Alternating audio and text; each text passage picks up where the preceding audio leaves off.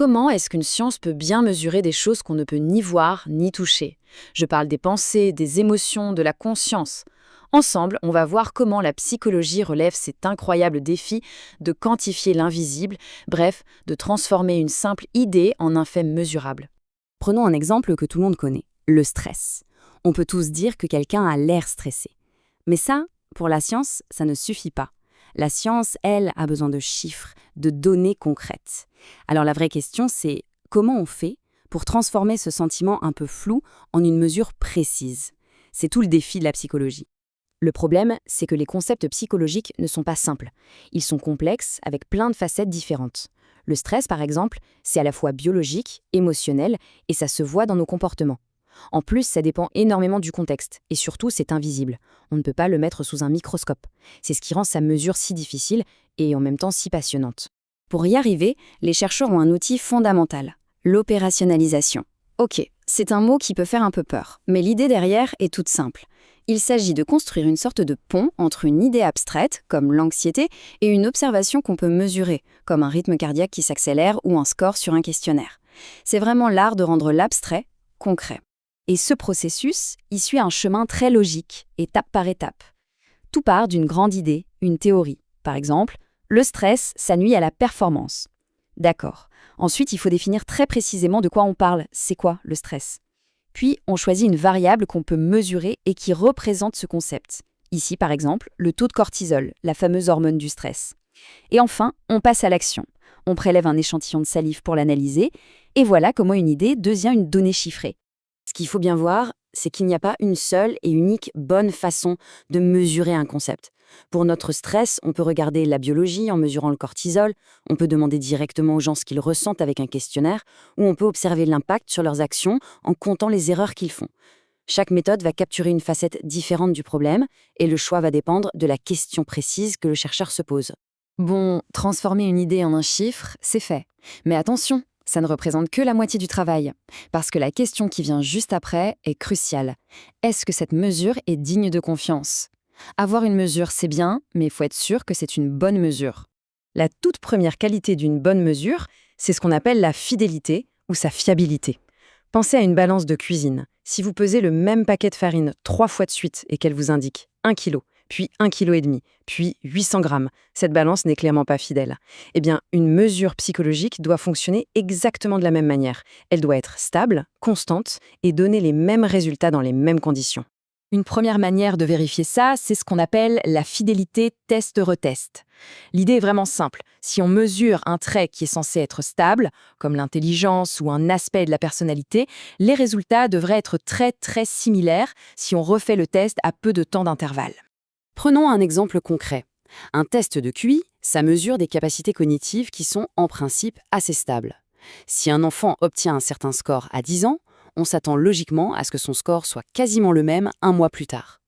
Si le score change du tout au tout sans aucune raison, alors le test manque de fidélité test-retest. On ne peut pas lui faire confiance. Il existe un autre type de fidélité qui est absolument crucial dès que le jugement humain entre en jeu, c'est la fidélité interjuge. La question est simple. Est-ce que deux experts qui observent exactement la même chose arrivent à la même conclusion? C'est fondamental, par exemple, pour poser un diagnostic clinique. Imaginez la scène. 2 psychologues très expérimentés évaluent le même patient.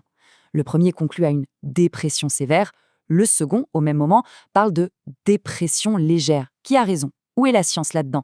Si le résultat dépend plus de la personne qui observe que de la personne observée, on a un gros problème de fidélité interjuge. Les résultats ne sont tout simplement pas fiables. Heureusement, il y a une solution, les outils standardisés. Des échelles d'évaluation comme celle-ci, ça permet d'éliminer au maximum l'interprétation personnelle en donnant des critères hyper précis pour chaque score. Comme ça, que ce soit le juge 1 ou le juge 2, ils suivent la même recette et ça les guide vers la même conclusion. La subjectivité est enfin sous contrôle. Alors, récapitulons. On a une mesure qui est cohérente, elle est fidèle. C'est super. Mais ça nous amène à la question, la plus importante de toutes, la validité. Un outil peut être très fidèle, c'est-à-dire donner toujours le même résultat, mais être complètement à côté de la plaque.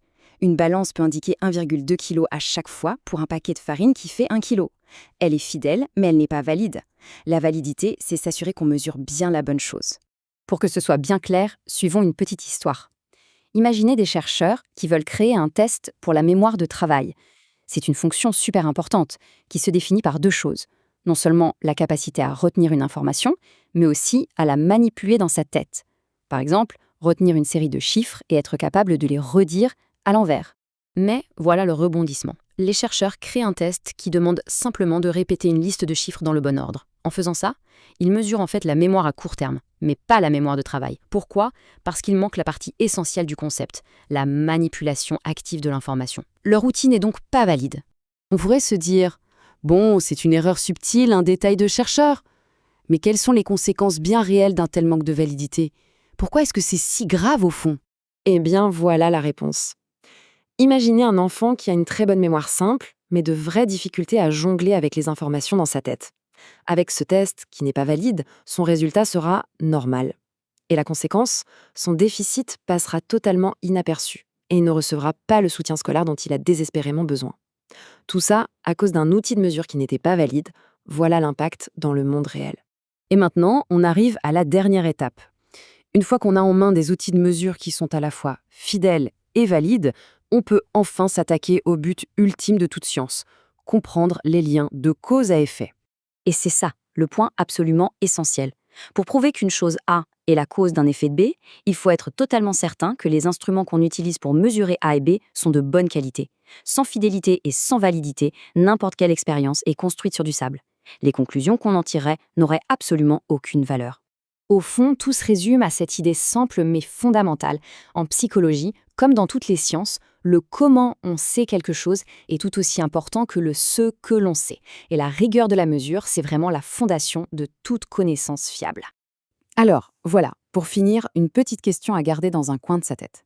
La prochaine fois qu'un article annonce une grande découverte sur l'anxiété ou le bonheur, la première pensée critique ne devrait peut-être pas être « est-ce que je le crois ?», mais plutôt « attendez, comment est-ce qu'ils ont mesuré ça ?» C'est en se posant cette question qu'on adopte une vraie démarche scientifique.